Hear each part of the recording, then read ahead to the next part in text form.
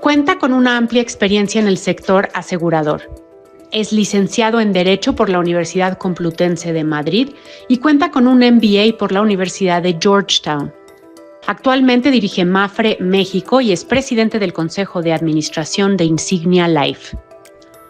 El director general de Mapfre México, Alberto Verges Rojo, en Milenio Negocios.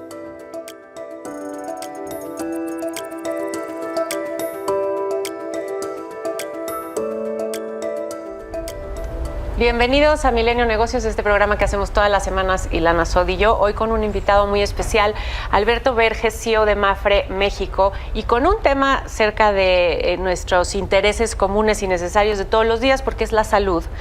Quiero empezar con la parte del negocio. México resultó uno de los países más relevantes dentro de Latinoamérica en términos de los resultados financieros de Mapfre del año pasado.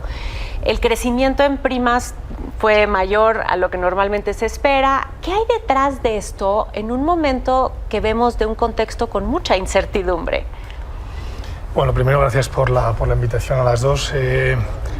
Tenemos que contextualizar un poco México. México es el segundo país de Latinoamérica. No es raro, no me parece extraordinario que para Mapfre también, Mapfre México o Mapfre en México sea la segunda operación por crecimiento, por ingresos y por resultado en Latinoamérica. Ten en cuenta que solo Brasil y México son el 80% de las primas de seguros de toda Latinoamérica, con lo cual la importancia de México en ese 80% es muy grande. Entonces, para nosotros pues, ha sido un buen año. El mercado mexicano es un mercado muy grande, es el segundo más grande. Según nuestras estimaciones de Mapfre Economics, de un colega mío mexicano, estaremos llegando a unos niveles de primas en el país de más de 40.000 millones de euros. Okay. No aplica de eso al tipo de cambio del dólar, pero es mucho dinero. Y es un mercado además que crece mucho, no solo Mapfre, el mercado crece y nuestros competidores también lo hacen. Y ha sido un año extraordinariamente bueno para casi todos los jugadores de seguros en la industria aseguradora mexicana. Ahora, crece, perdón, pero justo me voy a adelantar una de mis preguntas, pero sigues teniendo un mercado pequeñito, es decir, o sea, la penetración de seguros hace 10 años estaba en 2%, justo un estudio de Mapfre Economics, y hoy, 10 años después, estamos en 3%. O sea, ese incremento fue, en términos de penetración de seguros, es muy pequeño. Una cosa es el mercado y otra cosa es la penetración. Okay. La penetración del seguro en México con respecto al Producto Interior Bruto, que es lo que mencionas, es baja. Eso es cierto. Y si nos comparamos con otros competidores o con otros países de Latinoamérica, pues para la magnitud de México nuestro pensamiento es que sigue siendo muy pequeña y que los avances son lentos. Aquí tenemos unos dobles deberes, ¿no? Que serían tanto el Estado, no el gobierno, el Estado, y nosotros también para, de alguna manera, dentro de la inclusión financiera, también dar a conocer la importancia de la protección y sobre todo lo que llamamos la brecha aseguradora, que es lo que acabas de nombrar, esa penetración o esa falta de penetración todavía con respecto al Producto Interior Bruto, pues hacerla cada vez más pequeña. Uno que viene de Europa, pues donde las distancias son mucho más pequeñas y las densidades son mucho más grandes, hay muchas diferencias en cuanto a qué territorios están asegurados y qué otros no lo están. A ver, el gasto de bolsillo para seguros médicos en México es uno de los más altos del mundo y además la inflación en paralelo en servicios de salud privada aumentaron hasta un 10% anual, se pronostica que suba más. Muchas personas lo resienten. Y mi pregunta aquí es cómo están manejando el impacto de la inflación sin perder o comprometer la calidad de sus servicios. Bueno, yo creo que aquí hay dos cosas. Primero, estamos hablando de una protección, ¿no?, que comentábamos ahora con los efectos del huracán Otis, y quizá el seguro más sensible que hay es el seguro de salud. Un buen seguro de salud funciona muy bien cuando hay un complementa a la salud pública. Y la verdad es que es muy difícil mantener productos que tengan coberturas que cada año suban un X%, ¿no? Afortunadamente en México tenemos una inflación de las más controladas de Latinoamérica, lo cual hace pues, que ahí tengamos una estabilidad, pero también es cierto es que los costos médicos han subido de sobremanera y eso lo pues lo resentimos todos, no las aseguradoras y los usuarios de los productos aseguradores. Bueno, esto es una situación muy difícil de gestionar, porque además nosotros lo que no podemos, y nosotros lo hemos vivido en otros países de Latinoamérica, donde en ese caso sí que las inflaciones eran mucho mayores, que no es el caso en México, pues que los costos médicos suban sin control. Nosotros complementamos un sistema de salud pública, no lo sustituimos. Entiendo, claro. Uno de los productos o los rubros que incrementó fue el seguro de vida, ¿no? Y sí. Las primas en seguro de vida. Ustedes también el año pasado adquirieron Insignia Life. Un poco cómo jugó ese crecimiento el papel de Insignia Life y qué va hacia adelante, porque de qué manera, cuál ha sido, digamos, esta nueva papel de Mapfre con el porcentaje que tiene de Insignia Life en términos de negocios. Bueno, estábamos hablando hace un momento también del gap que tenemos, la brecha aseguradora, ¿no? El seguro de vida dentro de la inclusión financiera es uno de los elementos que te hacen ver o constatar que una sociedad está evolucionando desde el punto de vista financiero.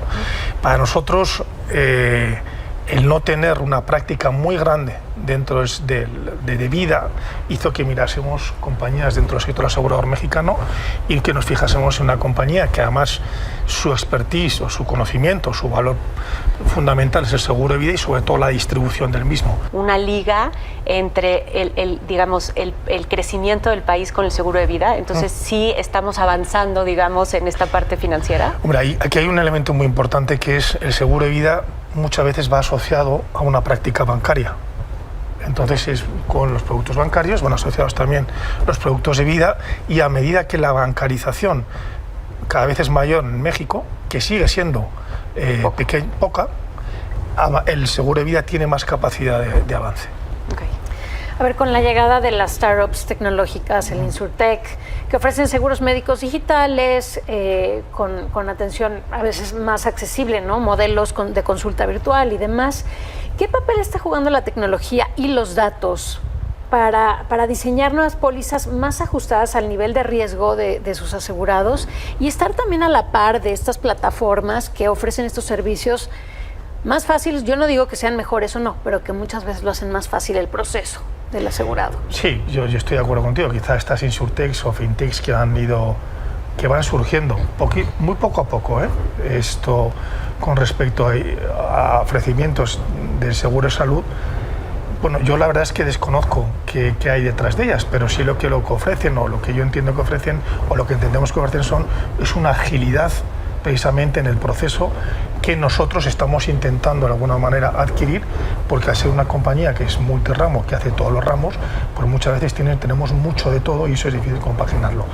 Yo en el seguro de salud sería muy prudente y sería, pues, ¿cómo diría yo? Pues eso, muy prudente, porque al final es un seguro muy sensible. Estamos jugando, y eso hay que cubrirlo no solo 1 año ni 2 años, sino durante toda la vida. Entonces, la solvencia y sobre todo la estabilidad de una compañía de seguros en la industria de los seguros médicos, de gastos médicos, a mí me parece que debería ser uno de los puntos más importantes que deberíamos mirar a la hora de fijarnos en un producto de gastos médicos.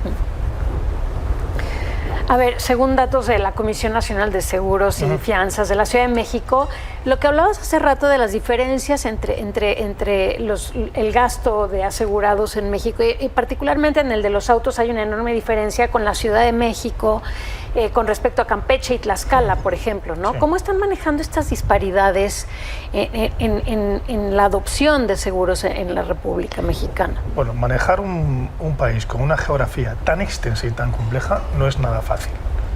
Primero por el servicio, eso para empezar, porque al final de Tijuana a Veracruz, ¿no? Entonces, lo que nosotros intentamos es dar un servicio homogéneo, que no puede ser el mismo porque al final la brecha aseguradora se manifiesta especialmente en los núcleos no urbanos.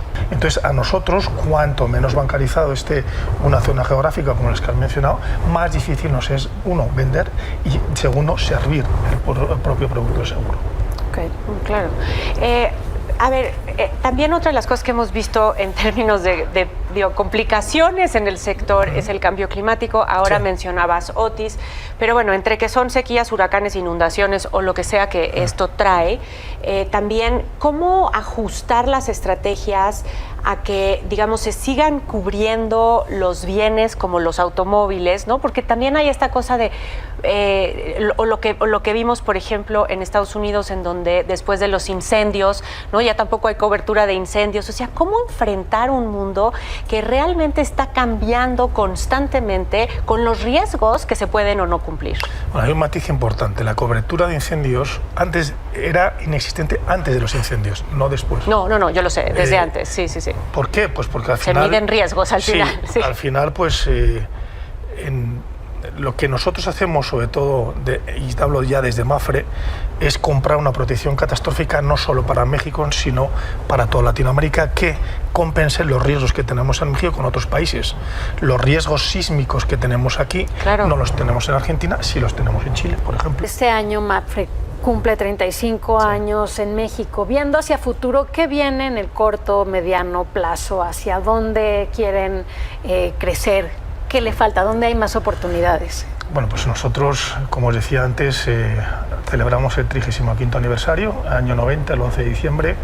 En aquellos momentos la legislación mercantil mexicana no te permitía comprar o tener la mayoría, con lo cual compramos en dos tramos, en el año 90 y en el año 92.